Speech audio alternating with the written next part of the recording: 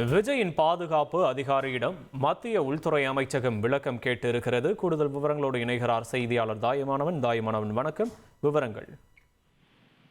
தமிழக வெற்றி கழகத்தினுடைய தலைவர் விஜயினுடைய கரூர் மக்கள் சந்திப்பு நிகழ்ச்சியில எதிர்பாராத விதமாக ஏற்பட்ட தள்ளுமுள்ளுல 41 நபர்கள் உயிரிழந்த விவகாரம் என்பது ஒரு அதிர்வலையை ஏற்படுத்தியிருக்கிறது. பலர் காயமடைந்திருக்கிறாங்க.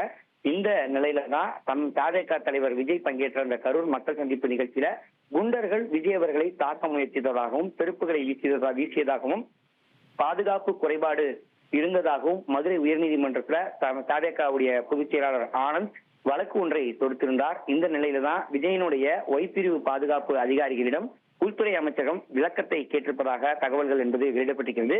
தமிழக வெற்றி கழகத்தினுடைய தலைவர் விஜய்க்கு வழங்கப்பட்ட அந்த ஒய் பிரிவு பாதுகாப்பு வழங்கப்பட்டிருந்த நிலையில விஜய் பங்கேற்கக்கூடிய அந்த மக்கள் சந்திப்பு கூட்டத்துல பாதுகாப்பு குறைபாடு இருந்ததா, விஜயனுடைய ஒய் பிரிவு பாதுகாப்பு அதிகாரிகளுடைய செயல்பாடுகள் திருப்திகரமாக இருந்ததா, சம்பவம் நடந்த அன்று என்ன நடந்தது, அதே போல விஜய் பங்கேற்ற அந்த கரூர் மக்கள் சந்திப்பு நிகழ்ச்சியில இந்த 41 பேர் கூட்ட நெரிசல்ல உயிரிழந்த நிலையில விஜய் மீது ஏதேனும் தாக்குதலுக்கு ஏதேனும் செய்யப்பட்டதா என்பது தொடர்பான விவரங்கள் என்பது கேட்கப்பட்டிருப்பதாக தகவல்கள் வெளியிடப்பட்டிருக்கிறது.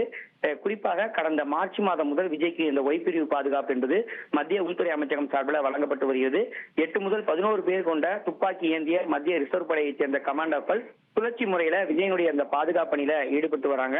தாவேகா தலைவர் விஜயனுடைய அந்த சுற்றுப்பயணம், மாநாடு போன்றவற்றை திட்டமிட்டிருக்கக்கூடிய நிலையில கமாண்டோக்கள் தொடர்ச்சியா அந்த விஜய்க்கு பாதுகாப்பு பணியை வழங்கப்பட்டு வரக்கூடிய ஒரு நிலையில் இது போன்ற அசம்பாவிதம் ஏற்பட்டிருப்பதன் காரணமாகவும் தமிழக வெற்றி கழகத்தினுடைய பொதுச் செயலாளர் ஆனந்த் வழக்கு ஒன்றை தொடர்ந்திருப்பதன் காரணமாகவும் ஒய் பிரிவு பாதுகாப்பு அதிகாரிகளுடைய செயல்பாடுகள் குறித்து உள்துறை அமைச்சகம் விளக்கம் கேட்டிருப்பதாக தகவல் வெளியிடப்பட்டிருக்கிறது.